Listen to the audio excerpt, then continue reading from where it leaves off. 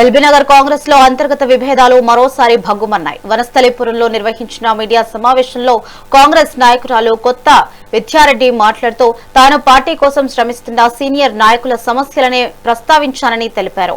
తన వ్యాఖ్యలను కులానికి, వ్యక్తులకు ఆపాదించవద్దని ఆమె స్పష్టం చేశారు. ఒక వ్యక్తికి సంబంధించిన ఎఫ్ఐఆర్ కాపీ తన వద్ద ఉందని, అలాంటి వారితో కలిసి పని చేయలేమని పేర్కొన్నారు.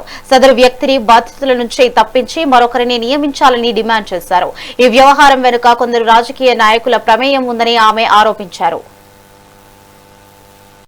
ఎల్బీనగర్ లో గత 3-4 రోజుల నుండి జరుగుతున్నటువంటి పరిణామాల దృష్ట్యా ఈరోజు మీ ముందుకు వచ్చిన నేను ఎల్బీనగర్ లో కాంగ్రెస్ పార్టీలో పనిచేస్తున్నానన్నా. నేను గత 3 రోజుల క్రితం గాంధీ భవన్ లో నా బాధ నేను వ్యక్తపరుచుకున్నాను.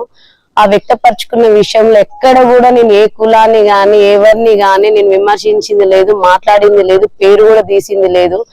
నా బాధలు ఇక్కడ ఉన్నటువంటి ఎల్బీనగర్ లో ఉన్నటువంటి పాత నాయకుల, సీనియర్ నాయకుల బాధలు తప్ప నేను అక్కడ ఎవరి గురించి కూడా నేను మాట్లాడలేదు. అలాగే మొన్న 2 రోజుల క్రితం కూడా నేను ఒక ప్రెస్ మీట్ వదలడం అయింది. దాంట్లో ఒక వ్యక్తికి సంబంధించినవి ఎఫ్ఐఆర్ కాపీ ఉంటే అది చూపించి ఇలాంటి వ్యక్తులతో మేము పని చేయలేము, అతను తీసేసి ఎవరినైనా పెట్టండి, దీని వెనక కూడా రాజకీయ నాయకులు ఉన్నారని తెలిసింది, ఎంక్వైరీ చేసి చట్టరీత్యా చర్య తీసుకోగలరని మాత్రమే పెట్టాను తప్ప ఎక్కడ కూడా ఈ 2 వీడియోలలో ఎక్కడ కూడా ఏ కులాన్ని గాని, ఏ వ్యక్తిని గాని, ఏ వ్యవస్థని కూడా నేను ఎక్కడ కూడా ఎవరిని కూడా కించపరిచేలాగా గాని, అవమానించపరిచేలాగా గాని ఎక్కడ కూడా నేను మాట్లాడిన దాఖలాలు ఎక్కడ కూడా లేవు. మీరు ఎక్కడైనా వీడియో పాయింట్ టు పాయింట్ తీసి చూసినా గానీ నేను విమర్శించిన దాఖలాలు ఉన్నా. అయితే ఈ రోజు ఆ 2 వీడియోలు పట్టుకొని నేను ఒక వ్యక్తిని తిట్టినాననేసి, ఒక వ్యవస్థని తిట్టినానేసి, ఒక కులాన్ని తిట్టినానేసి నా పైన నిన్న ఎల్బీనగర్ ఇన్ఛార్జి మదియాష్కి గారు నా పైన కేసు పెట్టడం జరిగింది. ఆ వ్యక్తితోటి ఎస్సీ అట్రాసిటీ కేసు పెట్టడం జరిగింది.